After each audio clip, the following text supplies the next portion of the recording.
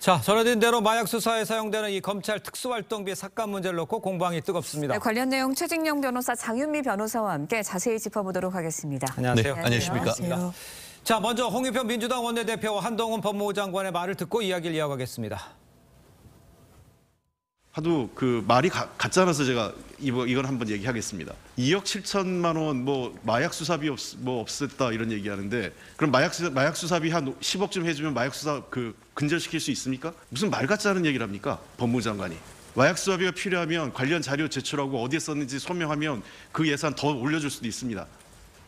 그 말장난처럼 그런 짓 하지 마십시오. 그래도 일개 장관인데. 그게 국민 세금이지 홍익표 개인 돈은 아니지 않습니까?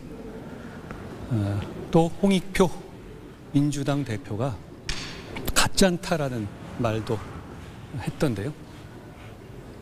마약 막는 세금으로 갑질하는 것에 대해서 주권자 국민들께서 정말 가짜않게 생각하실 것 같습니다. 10억 주든 1억 주든 저희는 최선을 다해서 마약을 막겠습니다.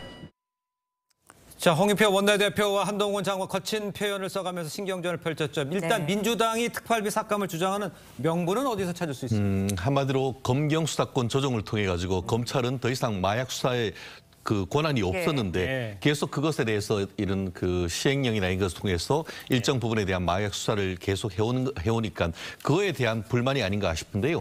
한마디로 마약 수사에 대해서 검찰은 손을 떼라라는 취지로 지금 그 수사와 관련된 기밀비를 사실상 더 이상 줄 수 없다. 한 푼도 줄 수 없다. 이렇게 얘기하는 건 아니겠습니까? 네. 실제 내용을 봤더니만 문재인 정부 시작할 때 같은 경우에 검찰의 특수활동비가 합해서 한 178억 정도 됐던 것 같습니다.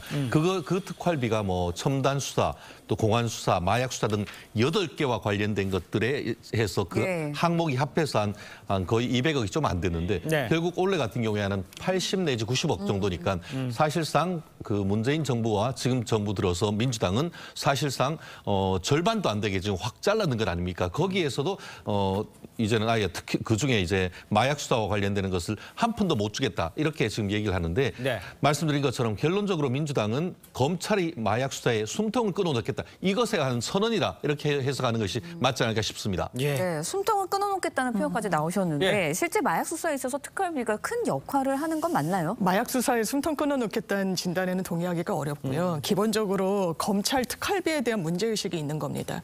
이 부분이 계속 줄었다고 말씀 주셨잖아요. 예산이 준 건 맞습니다. 그런데 거기에 반대해서 특정 업무 경비가 62억 같은 기간 동안 상향했습니다. 업무에 집중하라는 거예요. 검찰 특수활동비 법원에서 공개하라고 해서 열어봤더니 뭐 휴대폰 요금으로 쓴다거나 아니면 공기청정기 렌탈비로 썼습니다. 70억이 넘는 금액은 영수증조차 제출을 하지 못했어요. 국민 세금입니다. 어떻게 집행되는지 물론 수사의 기밀과 연관된 부분은 공개를 최소화할 수밖에 없겠지만 이게 과연 맞는 방향인지에 대한 문제의식 때문에 이 예산 과정에서 좀 조율이 필요한 부분인 것 같습니다. 지금 변호사님께서 영수증 처리 이야기를 언급을 해주셨습니다. 물론 이제 비용 처리가 투명하게 하는 게 가장 이상적이겠죠. 근데 이제 마약 수사, 다른 수사랑 다르게 이제 고유 특성이 있잖아요. 이런 점은 좀 감안해야 되는 게 아닌가 하는 생각도 듭니다. 그렇습니다. 그때는 맞고 지금은 틀렸습니까?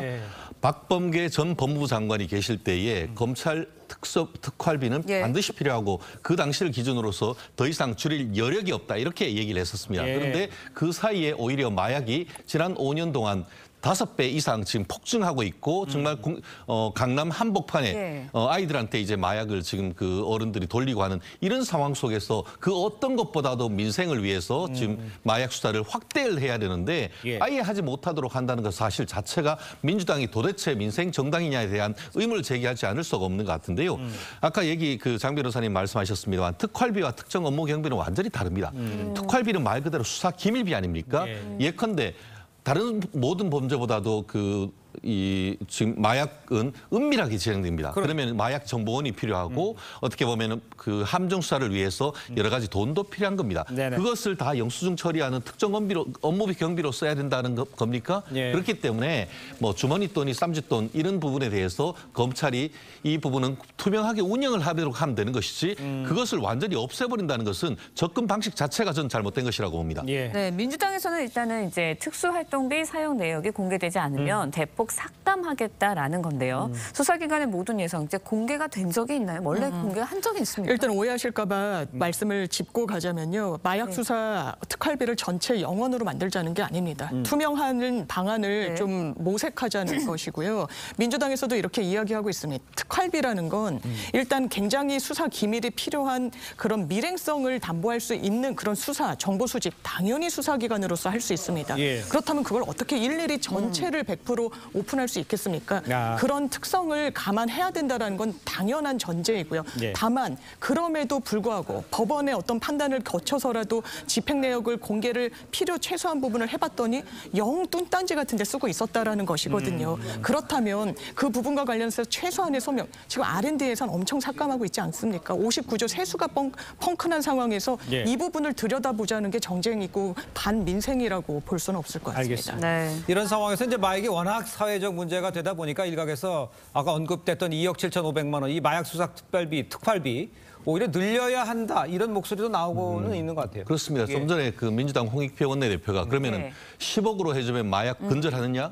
근절하기 위해서는 그럼 100억이라도 해야 되는 건 아니겠습니까? 지금 어떤 것보다도 지금 강력 범죄 중에 마약 범죄가 폭증하고 있는 이런 상황이라고 한다고 하면은 예. 충격요법이라고 해서 지금 25억이 2억 5천이 아니고 25억이라도 100억이라도 해서 이 부분에 대해서 더 이상 어떻게 뭐 마약 청정국 지위를 잃기 전에 이 예. 부분을 그 마약 청정국으로 돌아가기 위한 노력을 해야 되는 것이 국회인데 예. 그 예산을 마치 자기 돈처럼 줄게 말게 이렇게 한다는 그 사실 자체가 코미디 아니겠습니까? 옛날부터 그 예산이 있었던 것은 다 이유가 있는 겁니다. 만약에 그것에 대해서 문제가 있다라고 한다고 하면 그것을 지속적으로 내부적으로 견제할 수 있는 시스템을 만드는 것이 더 중요한 것이지 예. 아예 마약으로부터 어떤 국가와 시민사회를 지켜내기 위한 노력을 하는 법무부 내지 검찰에 그 부분을 없애버린다. 이거는 접근 방식이 잘못돼도 한참 잘못됐다라고 보는 것이 예. 저를 포함한 많은 일반적인 국민들의 생각이 아니겠습니까? 네, 국민의힘에서는 이제 이재명 대표 수사와 관련해서 민주당이 보복에 나선 거다 이런 주장을 하고 있습니다. 어떻게 보세요? 모든 것을 이른바 사법 리스크 때문이다. 검찰 길들이기를 위해서 예산을 쥐고 네. 이제 뭐 압박을 넣는 거다라는 취지인데요. 네. 동의하기 어렵습니다. 모든 걸 사법 리스크 프레임에 넣기는 어렵고요. 예. 말씀드렸다시피 지금 세수가 굉장히 어렵습니다. 네. 예산안을 치밀하게 짜야 됩니다. 거기에 대해서 2017년만 보더라도 검찰 특활비 같은 경우에 네. 160억 원 중에서 영수증 74억 원을 증빙하지 못했습니다. 없어졌습니다.